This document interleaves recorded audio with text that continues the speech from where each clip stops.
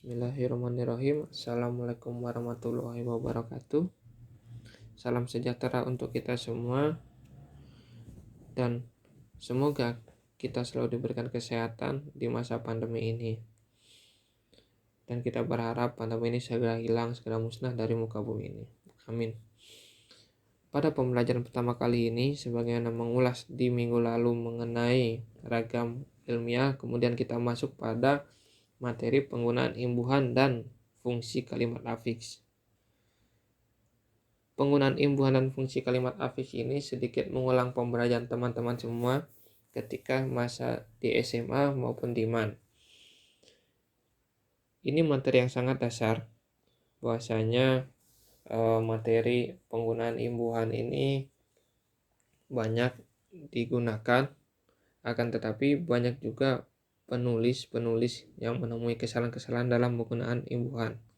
Baik, langsung saja kita masuk pada materi pertama, yaitu penggunaan imbuhan. Penggunaan imbuhan yang biasa disebut dengan afiks, yang banyak digunakan dalam satu kata atau beberapa kata. Afiks sendiri terdapat beberapa jenis imbuhan. Ada imbuhan yang digunakan di awal, yang digunakan di tengah atau di sisipi, ada juga yang di akhir. Penggunaan imbuhan di awal ini antaranya imbuhan plus kata. Biasanya yang menggunakan ini berawalan ber, men, se, per, pe, dan ter. Itulah imbuhan di awal. Kemudian yang kedua yakni imbuhan di tengah atau yang disisipi. Yang disisipi sendiri biasanya ada satu kata dan disisipi oleh imbuhan-imbuhan seperti L, R, M, dan in. Jadi ada satu kata kemudian tengahnya disisipi dengan imbuhan tersebut. Yang ketiga yakni imbuhan di akhir. Sudah barang pasti ini imbuhan yang diletakkan di akhir, ada satu kata kemudian menambahkan imbuhan di akhir. Biasanya menggunakan an, kan, dan i. Sebagai berikut saya berikan contoh-contohnya, yakni di awal yakni imbuhan ber, seperti yang di atas saya jelaskan, ada ber plus jalan. Akhirnya menjadikan sebuah kata berjalan, yaitu melakukan pekerjaan berjalan gitu kan. Lalu yang kedua yakni contoh dari sisifan atau infiks. Di sisi di tengah kita mempunyai kata gendang, menambahkan r menjadi genderang, atau juga ada getar, mendapatkan sisipan m menjadi gemetar. Jadi di sini ada sisipan di tengah-tengah kata. Kemudian yang di akhir satu kata mendapatkan imbuhan di akhir, ada an, kan, dan in. Kita ambil contoh, sebenarnya ambil kata kan, kenal plus kan menjadi satu kata ini kenalkan. Nah, itulah kaitan dengan imbuhan atau afiks sebagaimana ada di awalan, sisipan, dan akhir. Akan tetapi sebenarnya dari afiks sendiri atau imbuhan sendiri banyak turunan-turunannya dan banyak macamnya lagi ke bawah. Ada penggabungan atau peleburan di dalam penggunaan imbuhan. Ambil contoh saja kita penggabungan antara awal dan akhir. Ya, ini satu kata kerja. Di sini sudah ada contohnya, satu kata kerja lempar. Lempar mendapatkan imbuhan me dan i menjadi pekerjaan ya ini melempari. Jadi ada me dan ada i di akhir. Ada juga tambahan lainnya, contoh lainnya yakni tetap menggunakan lempar, akan tapi di awal menggunakan me, di akhir menggunakan kan. Yakni menjadi melemparkan. Nah, itu menjadi sebuah pekerjaan melemparkan sesuatu. Nah, berikutlah gambaran mengenai imbuhan atau afik menjadi dasar saja. Nanti kita akan berdiskusi bersama apa itu mengenai imbuhan lebih dalam lagi. Baik, selanjutnya kita masuk dalam materi sintaksis. Apa itu sintaksis? Teman-teman bisa melihat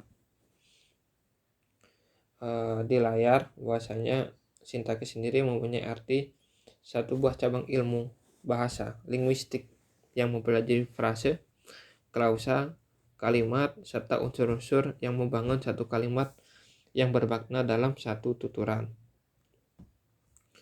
Nah, di sini merupakan tadi sudah dijelaskan merupakan bidang linguistik setelah fonologi, morfologi yang merupakan satu kesatuan dalam linguistik.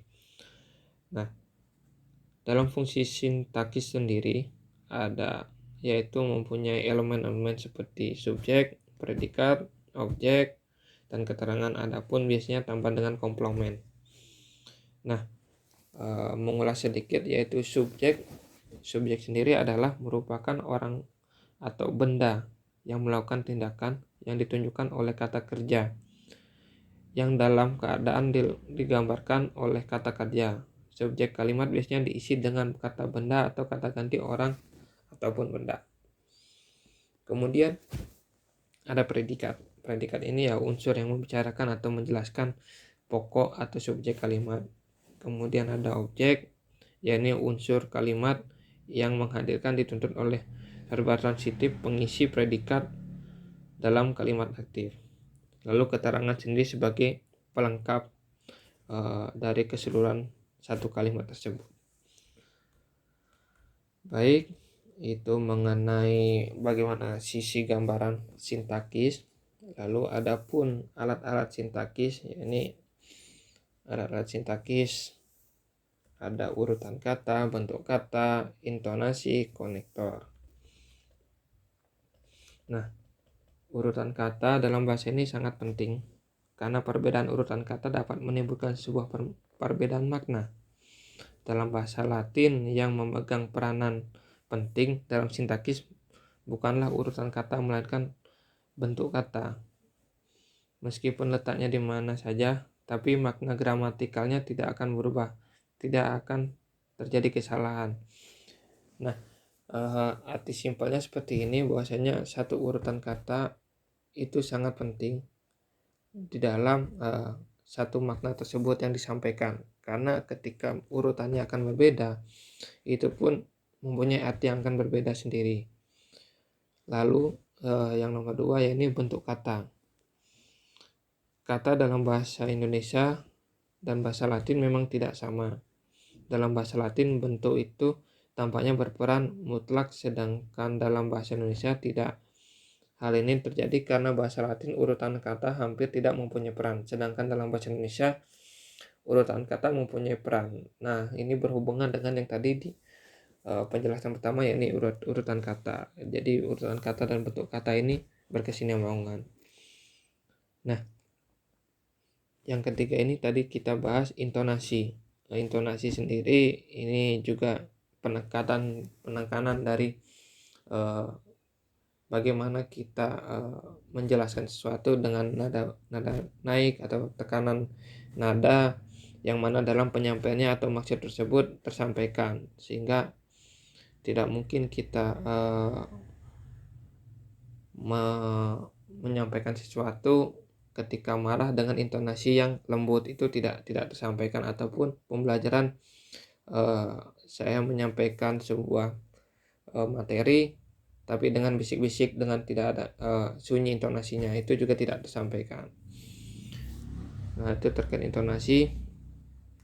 Lalu yang terakhir mengenai alat-alat sintaksis ini ada konektor.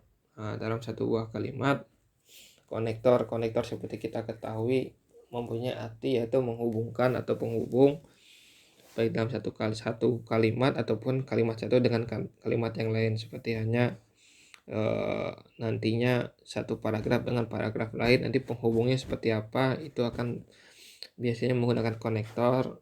Ataupun dalam satu kalimat penjelasan itu antara kalimat satu dan kalimat yang lain untuk dijadikan paragraf, itu mempunyai konektor juga biasanya. Adapun konjungsinya ya ini menggunakan kata kalau, meskipun, dan karena, ini sebagai konektor penghubung saja. Baik, Untuk yang terakhir mengenai satuan-satuan sintaksis. Nah, satuan-satuan ini satuan yang mana kesatuan yang menjadikan satu buah kalimat ataupun lebih tingginya lagi satu buah paragraf atau di sini ada disebutkan wacana. Wacana sendiri yakni satu buah paragraf yang mempunyai ide yang ingin disampaikan. Oke, satuan sintaksis kita mengawali dengan dengan penjelasan kata. Nomor satu ini kata. Nah, kata sendiri memang menjadi satuan terkecil sebelum menjadi sebuah kalimat. Di sini ada satu kata-kata yang disusun kemudian menjadi kalimat. Nah, ini memang makanya kata disebut satuan yang paling kecil dan komponen yang memang sangat penting. Kita bisa 1 sampai 2 kata itu bisa menjadikan sebuah kalimat dan sebagainya. Kemudian frase tersebut yakni satuan gramatikal yang merupakan gabungan dari kata yang bersifat non prediktif, jadi mengisi satu sama lain dalam satu buah kalimat. Jadi gabungan dari kata, tingkatannya setelah kata. Yang ketiga yakni klausa. Klausa sendiri urutannya dalam arti komponen yang berupa kata atau frase yang berfungsi sebagai predikat, yang lainnya berfungsi sebagai subjek, sebagai objek, sebagai keterangan. Berdasarkan struktur dapat dibedakan klausa bebas dan klausa terikat. Lalu tingkatan yang keempat yakni kalimat. Sudah barang pasti kalimat sini ya satu susunan yang kata-kata yang sudah teratur. Bagaimana dari kata menjadi frase lalu klausa yang menjadi satu kesatuan yakni kalimat. Jadi ada kalimat tersendiri, ada subjek, ada predikat, dan ada kalimat yang disampaikan ataupun satu susunan yang disampaikan. Lalu dari kalimat-kalimat yang sudah kita dapatkan atau kita sudah susun menjadi satu tulisan, kemudian tingkatan terakhir yakni wacana. Wacana sendiri yaitu bisa kita katakan dari susunan-susunan kalimat kemudian menjadi paragraf, dari paragraf kemudian kita menjelaskan sesuatu ataupun ide gagasan yang ingin disampaikan. Nah, di situ adanya wacana, adapun ide, ada gagasan sebagaimana kalimat yang sudah susun dengan struktur yang benar. Nah, itu mungkin penjelasan sedikit dari saya mengenai materi hari ini. Nanti kemudian teman-teman bisa diskusikan bersama ataupun mengingat kembali materi-materi ketika di sekolah dulu, bagaimana penggunaan imbuhan, lalu fungsi sintaksis dalam kalimat. Gampangnya fungsi sintaksis sendiri yakni teman-teman menyusun satu kata per kata menjadi satu buah kalimat, akan tetapi di dalam kalimat tersebut tidak kosong dalam artian ada pesan yang ingin disampaikan tetapi juga dengan struktur yang benar, dengan EYD yang benar, jadilah satu buah kalimat. Dan dari kumpulan-kumpulan kalimat itu akan melahirkan satu buah gagasan, satu buah tulisan. Dari kalimat di paragraf kemudian gagasan, nah jadilah itu yang menjadi satu buah tulisan. Mungkin itu sedikit penjelasan dari saya, kurang lebihnya mohon maaf. Nanti kita akan lebih lanjut diskusi mengenai imbuhan dan sintaksis. Terima kasih. Wassalamualaikum warahmatullahi wabarakatuh.